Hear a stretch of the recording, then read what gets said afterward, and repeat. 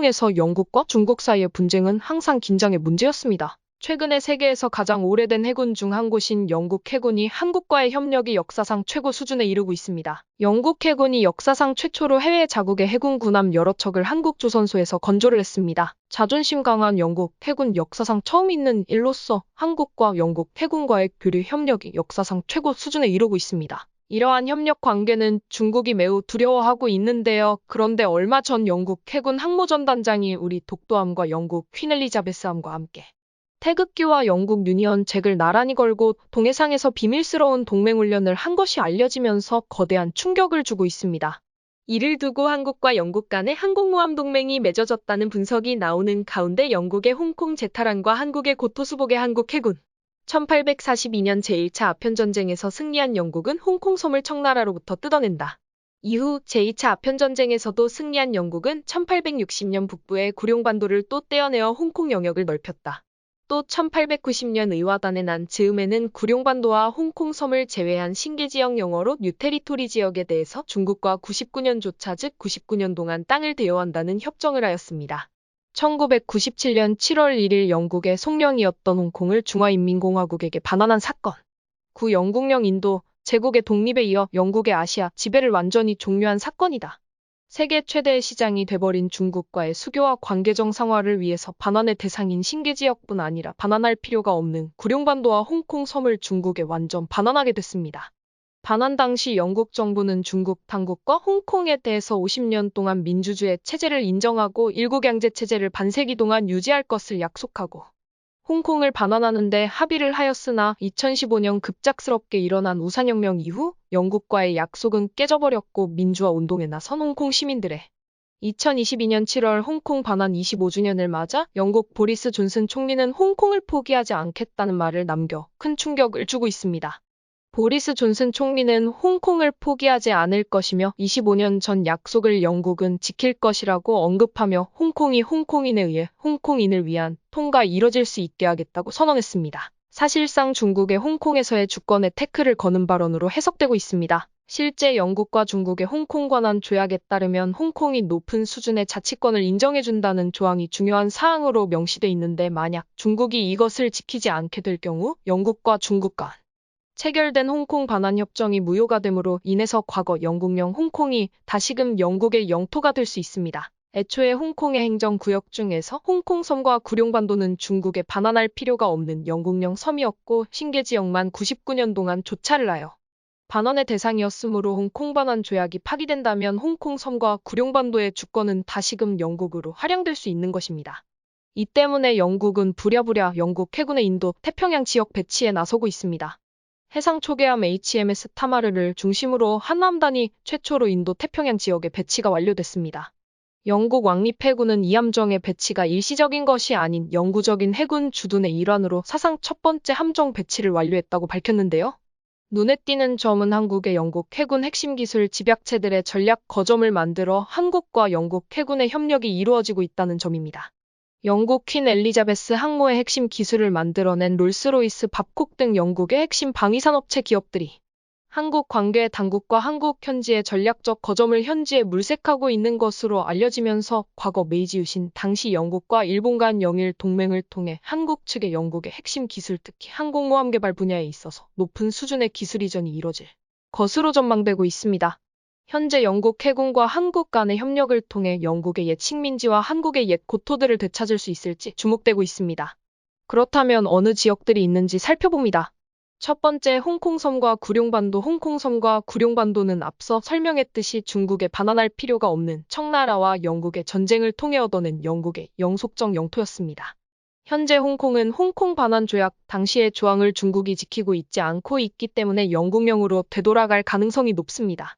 현재 영국은 여권을 홍콩 시민에 발급하여 홍콩인들에게 영국 해외 시민 자격을 부여하고 있습니다. 사실상 홍콩에 거주하는 주민들을 영국 시민으로 인정해 주겠다는 것입니다. 이 때문에 만약 홍콩인들이 중국인들에게 공격을 받거나 홍콩인들이 소유한 재산권에 대한 위협이 가해질 경우 영국은 즉각 중국에 선전포고를 하고 다시금 홍콩과 구룡반도를 되찾아올 수 있습니다. 하지만 현재 과거 영국령이었던 홍콩섬과 구룡반도에는 공항이 없는 상황입니다. 원래 영국 측에서 홍콩의 좁다란 도심 지역에 지은 카이탁 국제공항이 있었으나 중국 측에 의해 홍콩과 구룡반도가 영국에 다시금 빼앗기고 전시에 영국과 서방이 공군기지가 될 것을 두려워하여 아예 없애버렸다는 것입니다. 두 번째, 웨이아이 산둥반도는 오랜 세월 고조선 백제 말에 고구려의 유민들에 의해 다스려졌던 땅이지만 영국과 독일의 땅이기도 했습니다. 영국은 산둥반도 끝자락의 웨이아이시를 독일의 맥주로 유명한 칭다오시를 점령해 사실상 산둥반도를 유럽처럼 만들었습니다.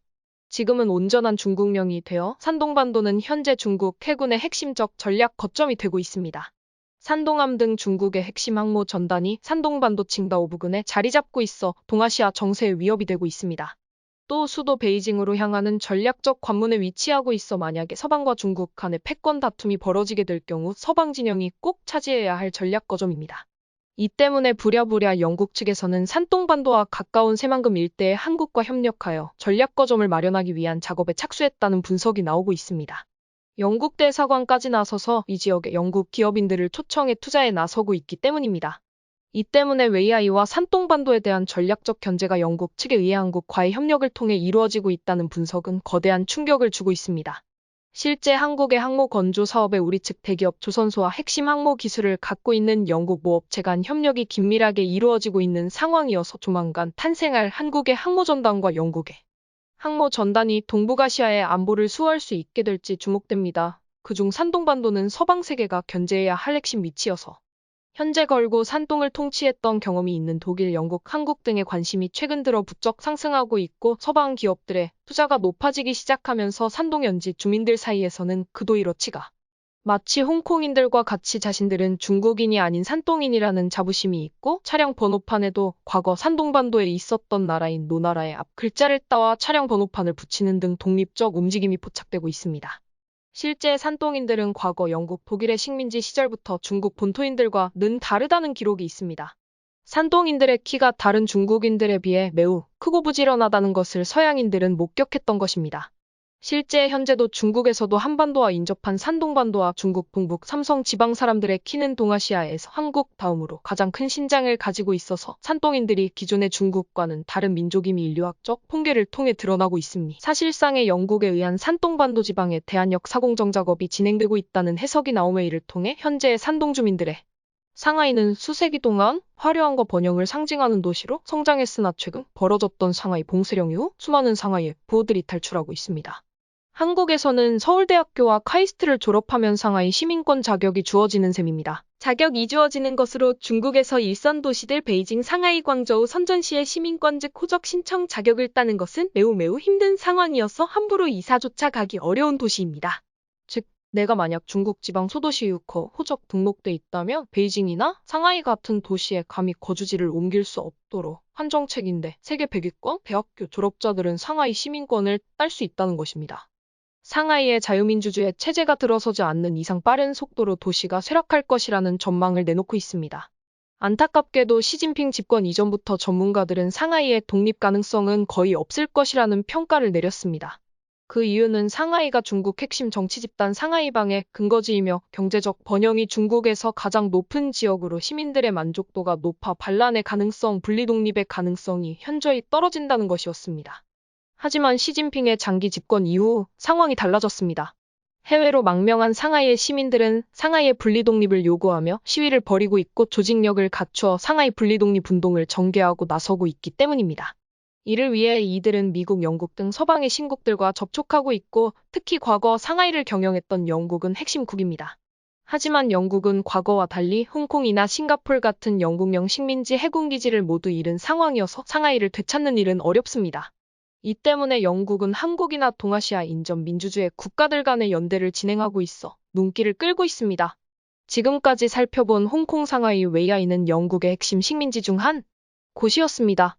그중에 웨이아이가 있는 산둥반도의 경우 중국에 있던 왕조가 한반도를 침공하기 위해 출병했던 해군 기지가 있던 지역으로서 한반도의 안보와 밀접한 지역으로 반드시 한반도의 위협이 되지 않는 자유민주주의 세력이 집권을 해야 할 필요가 있는 지역입니다. 놀랍게도 과거 영국의 식민령 영토들은 식민지였음에도 불구하고 영국의 식민 통치 시절을 그리워할 뿐 아니라 영국의 시민이 되길 간절히 바라고 있습니다. 이것은 영국으로 망명하는 홍콩인들의 숫자를 보면 2019년 기준 141명의 망명 신청자가 있었고 2020년엔 181명으로 점점 높은 비율로 증가하는 추세입니다. 그뿐 아니라 홍콩의 민주화 운동을 주도한 네이선 로 등 핵심 민주 인사들이 영국으로 망명한 이 상황으로 최근 중국에서 벌어지는 분리독립 움직임, 특히 과거 영국령 영토 지역들의 분위기가 심상치 않다는 소식이 속속 전해지고 있습니다. 영국은 최근 한국과 손을 잡고 대중국 전선을 만들기를 원하고 있습니다.